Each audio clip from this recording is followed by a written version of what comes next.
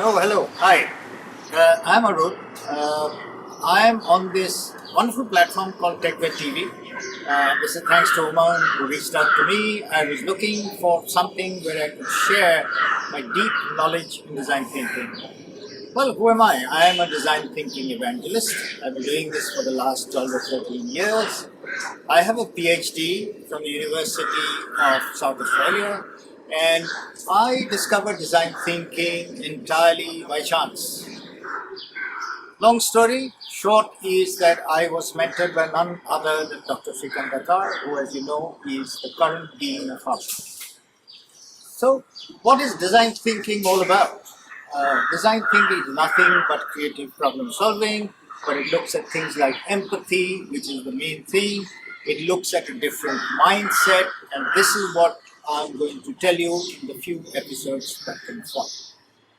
So, see you at the episode level, and I look forward to all your questions. Hopefully, I should be able to answer some. Hello and welcome to Hidden in Plain Sight Mindsets that Drive Design Thinking, Session 3. Today we will be looking at the mindset Ask the Right Question. In the previous sessions, we did a process of discovery in the context. We used Porter's 5 forces and the challenge compass. We understood the context and therefore the underpinnings through Porter's 5 forces. We also established the parameters within which you need to focus in by looking at the challenge compass and created the box. Armed with this information, we need to exercise some further thinking to be able to repurpose the challenge so that we can find a solution.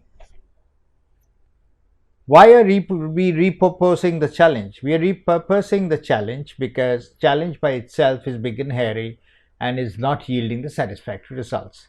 So one good way of looking at it is how can we redefine it? And therefore, we are going to concentrate on a tool called the ladder of abstraction or abstraction ladder. Very simple tool introduced in 1939 by Hayakawa.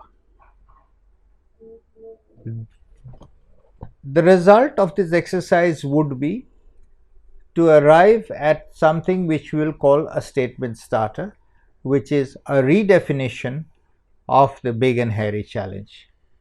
Let's go and figure out how to do it. Here we have a challenge which is how can we increase staff usage of a customer relationship software. Now if you look at the left hand side, we've got 4 boxes with why written on it. So if we ask the question how can we increase staff usage of a customer relationship software, why is this happening and why do we need to do it? There are 2 statements here. So we can target our marketing efforts, or so we can measure our marketing efforts. Let's look at the left hand side. Why do we need to target our marketing efforts? Or why are we having this challenge in targeting our marketing efforts? Because our customer data is in many places. Look at the right hand box. Why do we need to measure our marketing efforts? Because we are required to keep customer records.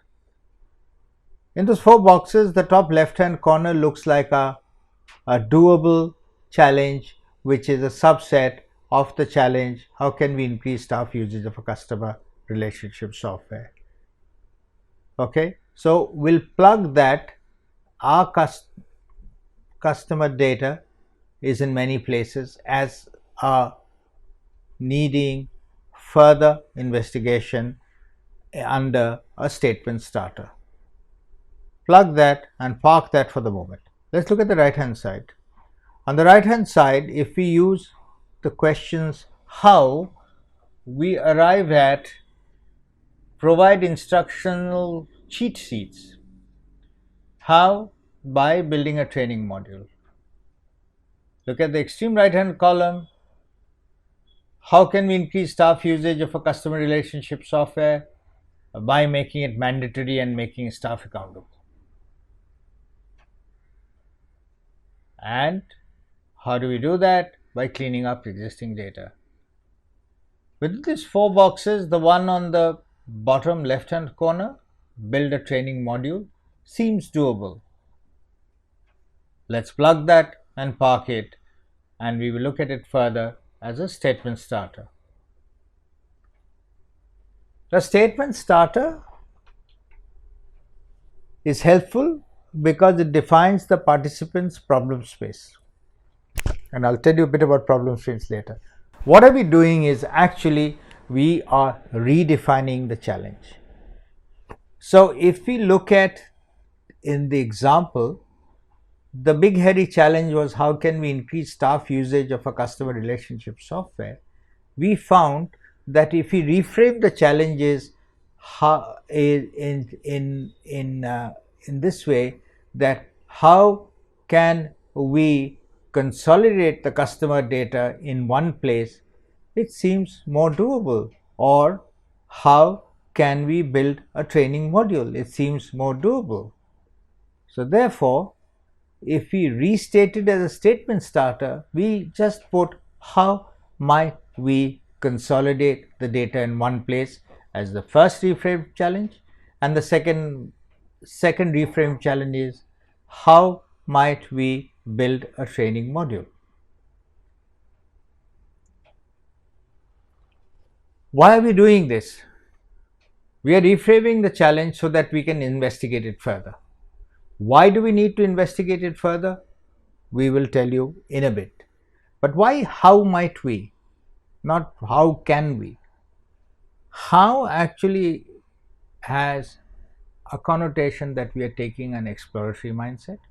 Might means that we are exploring certain options which we are reasonably confident that we may come up with a solution, and we is very important, it needs to be a collaborative effort. So we are taking this collective mindset to go into the next module in terms of finding out where are the possible pathways to a solution. And to do that, we need to be able to talk to the user and take on what is called an empathetic mindset. That is the subject of the next session. So before I leave you,